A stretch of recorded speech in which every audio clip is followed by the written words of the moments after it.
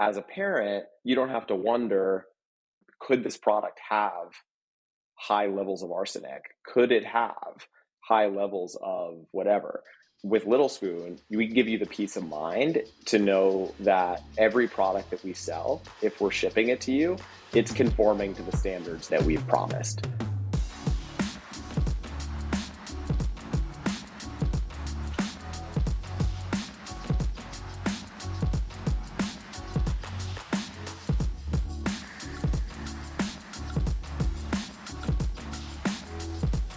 Welcome back to the Fitt Insider Podcast. I'm your host, Joe Veneri. Today I'm joined by Ben Lewis, co-founder and CEO of Little Spoon. In this episode, we discuss the company's end-to-end nutrition platform for babies and children. Plus, we talk about building consumer trust, prioritizing transparency, and making quality nutrition more accessible. Let's get into it. The Fitt Insider Podcast is presented by EGYM. EGYM's smart fitness ecosystem is transforming healthcare through exercise. Combining strength equipment with AI-powered software and corporate wellness platform WellPass, it's leading the shift to proactive, preventative health. Learn more about EGYM's intelligent workout solutions at egym.com. Hey, Ben, welcome to Fitt Insider. Thanks for joining us. Thanks for having me, Joe. Great to be here. Yeah, excited to chat. I think to kick things off, could you just introduce yourself and tell us about Little Spoon? Yeah, absolutely. So I'm Ben. I am one of the founders and CEO of Little Spoon. What is Little Spoon? We are a baby and kids food company, basically bringing the modern parent what we call the future of kids food.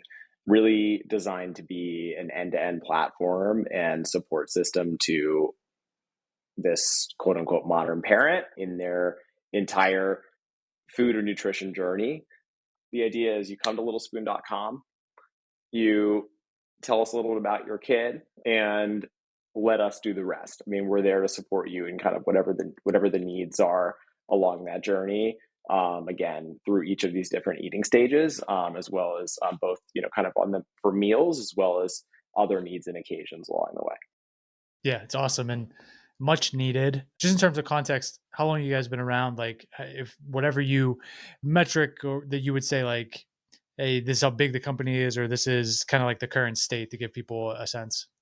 We just celebrated our 7th birthday as a company. So this is the beginning of year 7 here, which is kind of crazy. We are feeding somewhere in the neighborhood of 3% of babies in the US and growing very quickly. We've delivered, something north of 60 million meals to hundreds of thousands of families all across the US. So we ship straight to your door, really making it easy for parents to keep their kids healthy.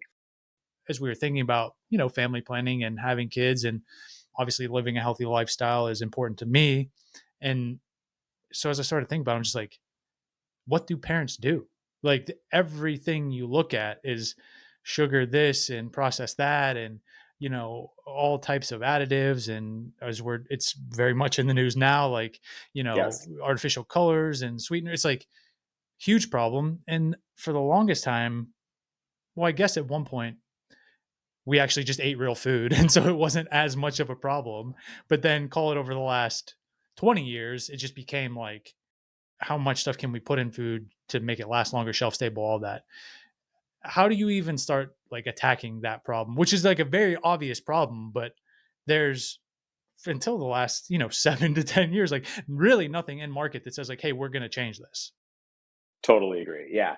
That was really a lot of the inspiration to start Little Spoon. So rewinding back to 2017, which was right when we were getting ready to launch, I remember having this observation looking at the across the food and beverage landscape, seeing sort of categories that had evolved and ones that haven't. I remember thinking to myself, why in the world are there like 10 companies selling fresh dog food and not a single company selling fresh food for babies? Baby food is this category. There aren't that many left like this, fortunately, I guess. But baby food is a category that has basically not changed in 100 years. Gerber started in the 20s. They basically created the notion of like, hey, what is baby food? Baby food is processed food in a jar, right? That is often older than the baby eating it. And so it was like, why? why Yeah. is that? Why is that the case? And there's this whole new generation of people like you and me who are going to be embarking on this kind of new stage of life, which is to be a parent and to start a family. And this generation, just many of us have very different like expectations, very different wants and needs and priorities. And the idea for Little Spoon was like, there needs to be a brand that is really serving this new generation of parents. And that's what we set out to do. So yeah, the bar is very low. We launched with baby food. We started when we launched, it was just our baby blends. People still call us a baby food company and are surprised to learn that baby food is actually a fairly small part of our business, actually, from a revenue perspective, because of the platform that we built. But what it is, it's a foot in the door. And that was always the hypothesis. If we get our foot in the door with the family and we do our jobs right, we earn their trust, we build, brand love and affinity, we deliver, we make their lives easier, we deliver on that sort of that convenience and relief kind of value prop that parents are seeking. Huge opportunity for us to continue to serve those families as their child grow and as the family grows. And so that's really what we're doing. And again, bar's low. We started with baby food, but we've been kind of taking the same perspective that we brought to the baby food category by basically taking a category that was traditionally shelf stable, ultra processed, Yeah. and devoid of the fresh kind of aspects of the food, and making it doing it in a fresh way. So we've kind of taken that was like, okay, this works, this resonates. How can we continue to follow that same playbook across the entire eating journey? As you're thinking about starting it, 7 years ago, is it like, hey, we're going to do this and we're going to build this end-to-end platform and here's how we can evolve with the kids, and and you have this kind of business plan and you set out however you did it, like get financing, raise money, whatever, and then do it? Or is it like, hey, this needs to exist, so like we're going to make baby food and we're going to make it healthier and better, and it has evolved from there? The real answer is a little bit of both. I mean, to give ourselves credit, we really did have that vision from the beginning. Now, I remember there were times when we would say that vision out loud and people would be like, okay, like, like you're saying you're a platform, like that doesn't, you're saying you're an end-to-end solution. How, why, that just doesn't see. So we definitely always had those dreams and those aspirations. It was always the idea that we always saw that opportunity. The difference now is that we've done it and it's a reality. And so I think, yeah, I mean, have things gone exactly according to plan? Sure. Definitely not. I will tell you that.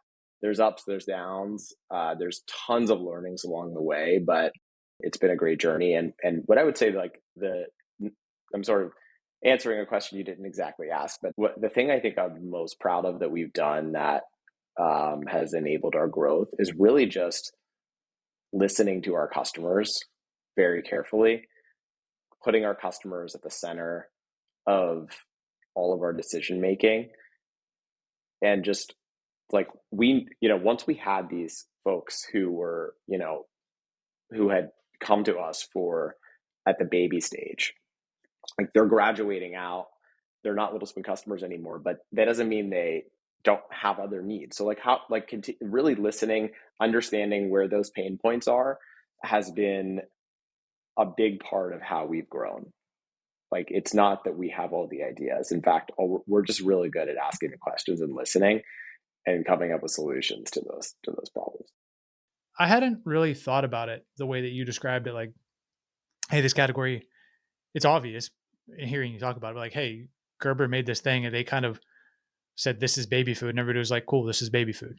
Did you have to go through this process, whether it was education or marketing or however you communicate? Like, reinventing it sounds like, I don't know, trite, like, oh, we reinvented the category, whatever. But was there like, oh no, we're just kind of reestablishing, like, or transitioning, like, no, baby food doesn't have to be that. It doesn't have to be that thing that we thought it was. Was there a process involved in that? I think it's an interesting point you're making. It's something that I continue to actually have to explain to people and even our own team and just remind myself even that reinvention or like disrupting a category or an industry or whatever, it doesn't necessarily have to be the most novel solution, right? A lot of, and I think to your point earlier, the way that I think humans are kind of programmed to think is like we all think more is better. Like we solve, there's just like a universal kind of like truth that's embedded in all of us. It's just like more like addition is better than subtraction. And what I've learned and what we've learned is like simple solutions win all day long. Like it's partly what's in the food, but it's also what's not in the food. Yeah. Right? It's how you do it. So certainly we consider ourselves to be, a quite adept at innovation. We have really definitely pushed boundaries where we can, and we're very proud of our products. And also, we're just taking things and making them better. It's not rocket science. It's all about, again, listening to the customer and then executing to make it a reality. One of the things that I've always thought about, and the whether it's supplements or protein nutrition bars or like any other like food product consumable, it's like, oh, you have a good idea for it, to be cool to launch a company like that. Like so many interests and where it aligns. Like I know how to do everything else around it, like building a business and marketing and all the things like that. It's like the formulation, the production, the logistics, the part that's like, oh, somebody, and in this case, babies are going to be eating this thing. How do we make sure like this thing is not only healthier but safe and of the highest quality, and like making sure that all those things line up, because it obviously it's incredibly important. And like that's the thing where you can have the best idea, you want to quote unquote disrupt this category, but if you can't formulate, make the product and deliver it, and it maintains that quality, like it doesn't matter. Was that, I guess, how steep was that learning curve? And maybe it continues to be as you innovate and introduce new products. It is the most, we do not take lightly the responsibility that we have to deliver a quality product, a safe product every single time. That's table stakes, right, for any food, but especially for babies and for toddlers, for kids, like mission critical number one thing. So it's all about, the team you surround yourself with. And in the early days, it was, we couldn't afford to hire anyone. It was just, consultants and making friends in the industry and really just, again, like asking tons of questions and just trying to find a way. We had a really hard time actually finding anywhere to make our baby food in the beginning. Nobody wanted to touch it with like a 10-foot pole. They were just like, immediately it's just like screams liability.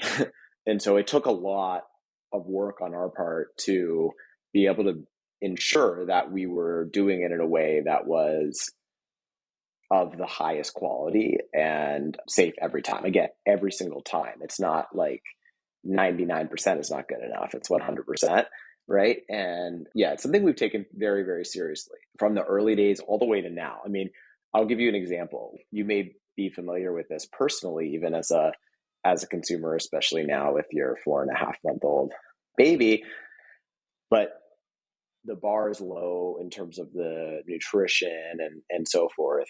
There's lots of, like, I would say consumer trust in these big brands is at an all-time low. And a lot of it is because it's not just because, yeah, there's like coloring and all these bad ingredients that are somehow make their way into our food unnecessarily in most cases, by the way. Not only because of that, but it's also because there have been like high profile incidents of heavy metals in food at very high levels, like concerns about pesticides, concerns about on and on and on and on. And the thing that's most messed up about it is that the government and regulators really haven't done much to be able to actually hold these big companies accountable. Big food really has a tremendous foothold and a lot of power in this country, and it doesn't matter what your political views are, and it's just like we all want to be healthy, we all want to live long lives, and you want that for your kids probably times 10. Right? So one thing I'm really proud of in the last year that we did is we launched this transparency initiative back in late summer, early fall of last year, where Little Spoon basically came out as the first and only baby food maker in the US to align our quality standards with EU regulations and test our product every single batch for 500 toxins and contaminants and share the results with consumers on our website. So as a parent, you don't have to wonder, could this product have high levels of arsenic? Could it have high levels of whatever? With Little Spoon, we give you the peace of mind to know that every product that we sell, if we're shipping it to you, it's conforming to the standards that we've promised. And that was a tremendous amount of work. That's not something you can just spin up, and again, all about the execution. So all credit to my team for actually being able to take that idea and that sort of commitment and goal and actually make it a reality. And we've seen other companies, big and small, who have, even since then, in that short amount of time, who have started to make changes inspired by what we've done, what we've done. And that's awesome. Like, we're all for that, right? This isn't about, sure, we want to differentiate Little Spoon, but not in that way. Like, every child deserves quality nutrition. Every child deserves, and every parent deserves to know that they're feeding their child food that is safe and it's tested. And we're very happy to be the change and kind of lead the charge in when it comes to not only quality, but also transparency and empowerment to parents. This episode of the Fitt Insider Podcast is brought to you by EGYM. EGYM makes some of the most innovative strength training machines on the market, but that's only one part of their integrated ecosystem. With connected fitness equipment, AI-powered gym software, and a comprehensive corporate wellness offering, it's forging the future of preventative health. Partnering with companies worldwide, EGYM's WellPass program improves employee health by expanding access to premier fitness and health facilities. Upgrading gym floors, EGYM equips every operator with smart equipment and AI tools to create hyper-personalized training plans for every exerciser. Putting it all together, they're transforming healthcare through exercise. Experience the power of EGYM's ecosystem at egym.com. Just thinking about what this looks like in terms of transparency, product testing, ingredient quality, traceability, and then hopefully in the case of kids, it's not this way, but what do you do if you have consumed too many of these toxins, or there was something that was contaminated, whether that's water or, other food, where it's like, now just the overall consumer awareness around like, oh, microplastics and carcinogens, chemicals, like, yes, we want to remove from our environment, but what do we do once it's already in our body? So as that continues to evolve, like, initiatives like that are going to be even more important, and if not an expectation, to look at it and say like, oh, I know this kind of has that seal of approval, that I can purchase it for my child, which I think is a really incredible, smart move.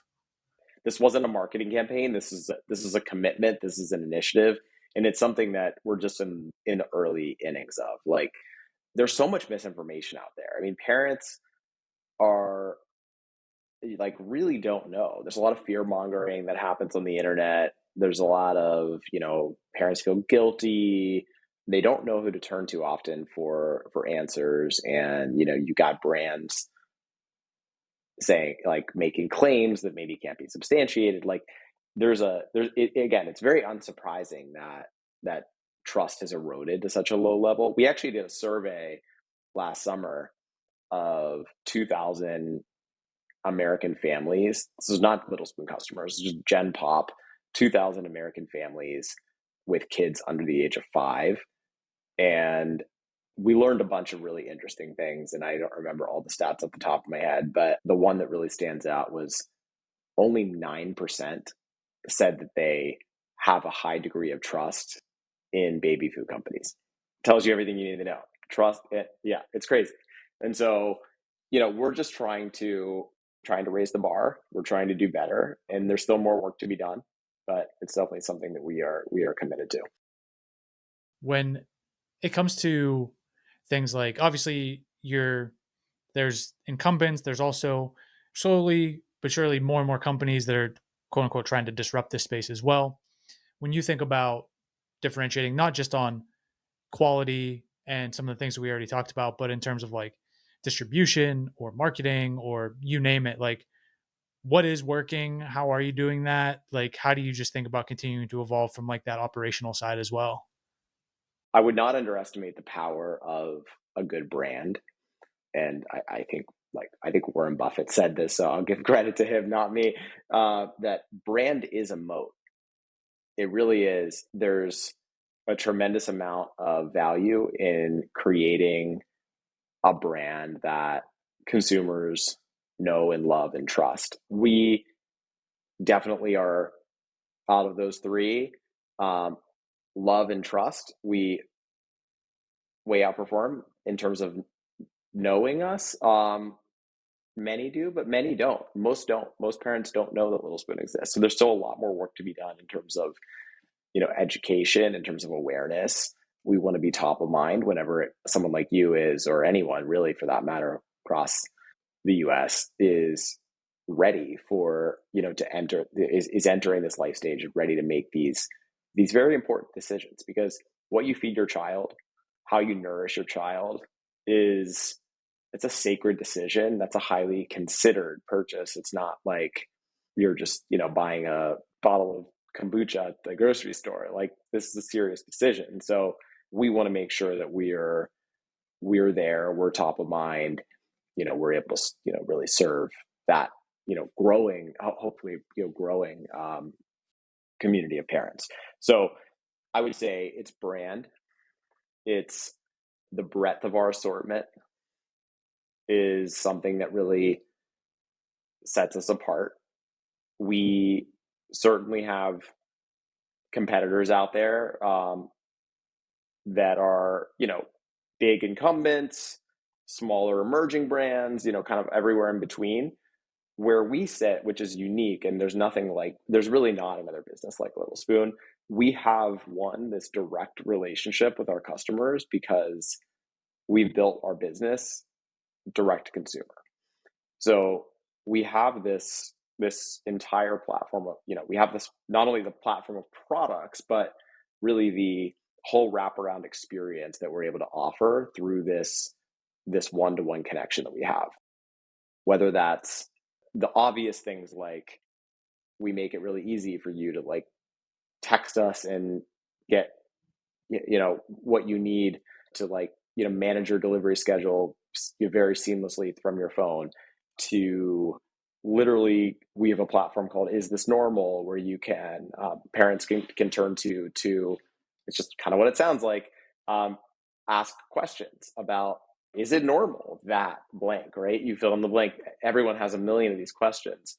We are kind of, as a brand, trying to play a role in supporting parents beyond just the food and the nutrition and kind of like the table stake stuff that we offer, and so I think it's really about that deeper connection with our customers that makes Little Spoon special.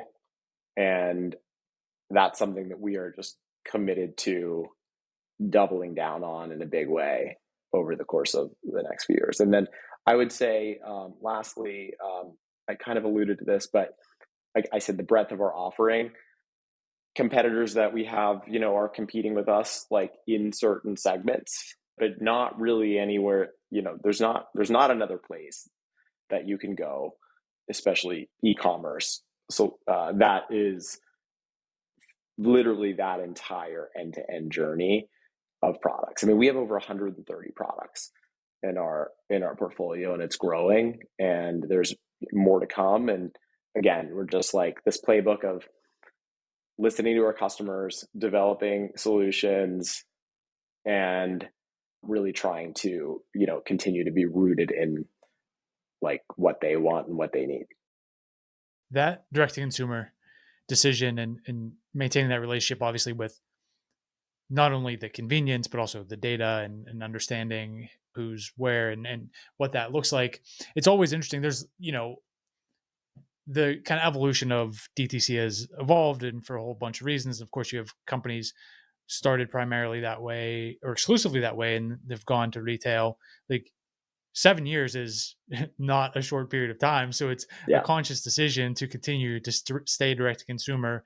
What does that decision look like? Like, do you weigh like, hey, why don't we go into retail? What does that do? Someday do you have aspirations to do that? Just how do you think about that distribution piece? I mean, we thought about it from day one. Obviously, it's probably the number one question that we get from whoever, all over the map, from anyone we're talking to. I believe in an omni-channel. I believe in omni-channel. Period. Like I think I always have it. I do now more than ever. We've really tried to be focused and build something really special, and D2C has been kind of like the vehicle to do that for us. We've also been very fortunate to an extent, created our own fortune through through the strategy that we've put in place and that we've executed on in terms of establishing these deeper points of connection, delivering good products, a good service, and having a breadth of having a portfolio that is really able to be like your partner in, when it comes to your child's food and nutrition. So there's not that many companies that have been able to build a successful direct to consumer business. There's some of us, but there aren't that, surprisingly, or unsurprisingly, not that many. And to do it at scale is especially rare, especially now. And so we're definitely very fortunate that we have a business model that's conducive to it. Like, I think that there's a lot of companies who, less so now than there was in the early days, when we were starting Little Spoon. It's almost like they were subscription for the sake of being subscription. Like, it's like the founder liked the business model of subscription, so they decided to be a subscription business. If you really step back and think like, what is their product market fit for this, the most fundamental need? You have to feed your kid every day. Your kid is constantly growing. Parents have never been busier. Most parents, this kind of, again, I talk about this modern parent. These are dual income households. Life is chaotic. There's so much distraction. It's hard enough to raise a kid. Let us take one thing off your plate. And so, our mission is to make parents' lives easier and kids healthier. Very simple. That's what it is.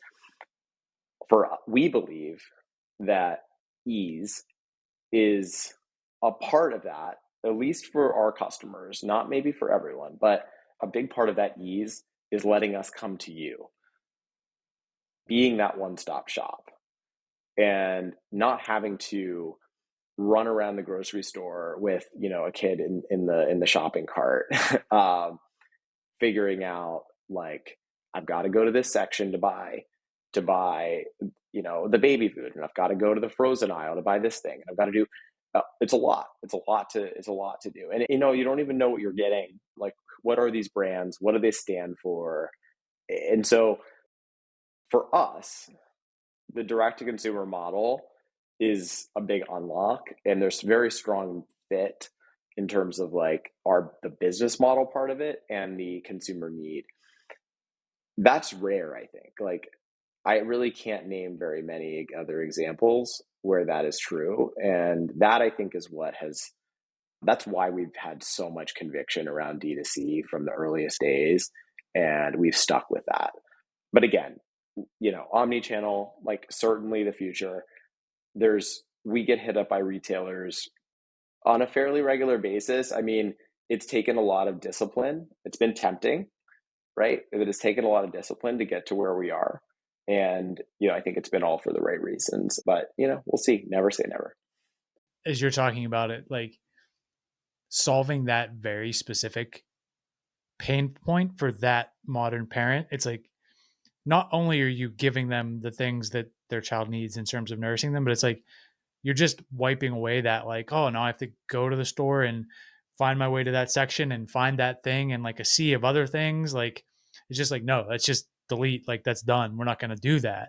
So yeah, you're even beyond product market. It's like that alignment, as you described it, like it's an entirely different justification and rationale for being like, you know what, we could do that, but that's actually potentially making things worse for them than it would be, just continuing to do what we're doing. And yeah, could it be beneficial to have the visibility and the awareness and whatever, all those things. And like maybe somebody stumbles across the brand, but it's like to maintain that control on your side in terms of the distribution and awareness and all like marketing. Yeah, it makes a ton of sense. Obviously 7 years in, like I said, it's played out and you still have that optionality. It's like, it's not like it's going anywhere. What's next? Like, is there anything else in the pipeline or something you're particularly excited about? Is there something that we should look out for? Yeah, just like what's top of mind? There's so many things. Yeah, I think you're going to see us continue to listen to our customers, address their needs. Some of those things will seem really simple and obvious. Some may be a little less expected. And that's what it's all about. So we're just kind of doubling down on the things that we know work.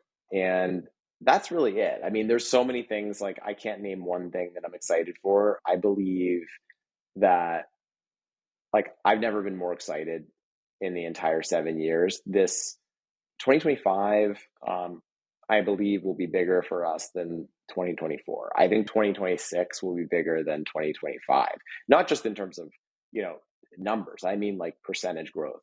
There is still so much opportunity out there.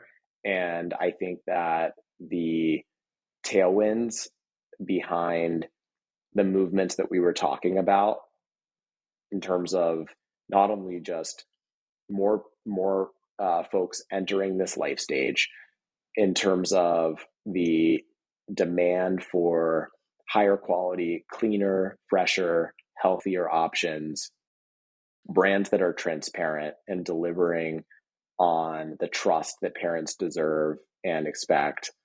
Those are the things, like that's a winning strategy. And all about just like keeping it simple, and just doing those things. So those are, yeah, I mean, we're just like heads down building. And I think there's just so much more to do. Yeah, that's it. You just keep after it. And like we said, I think earlier on the conversation, continue to execute. And it's a great spot to be. That execution continues to compound and yeah, you more work and more upside. Totally. And it's fun. I mean, it's a lot of work. It's a lot of hard work, but it's important work. And that's the thing. Like I told you what our mission is. I mean, how could you not get energized about that? It's so easy. I have the easiest job in the world to motivate our team. We're doing really big things with, a finite amount of resources and really making meaningful change in this industry and creating the future of food for this new generation of parents. It's really exciting. It keeps us going, and all credit to my team and everyone who supported us, our customers who for getting us to this point, and continuing to kind of grow our reach. Lots of early days, lots more to do. For sure. For folks that want to check it out, littlespoon.com, where else would you point them? Only littlespoon.com. That is it. Nowhere else to go at this point. Yeah, I'd love to hear feedback from the community. So definitely feel free to check out littlespoon.com and reach out to me directly, and let's keep it going. For sure. We're super excited to share the conversation. We'll make sure everything is very easy to find in the show notes. And Ben, thanks for spending some time with us today. Of course. Thanks for having me, Joe. Great chatting with you. I really appreciate it. Thanks for listening to today's episode. If you got value from the conversation, please consider subscribing and sharing the podcast with a friend or colleague. It's a massive help. And if you want more content like this, including news and insights on the latest industry developments, subscribe to the Fitt Insider newsletter at insider.fit.co. And one more thing, you can learn more about our recruiting and consulting services at fit.co. That's FITT.co. I'll see you here next week.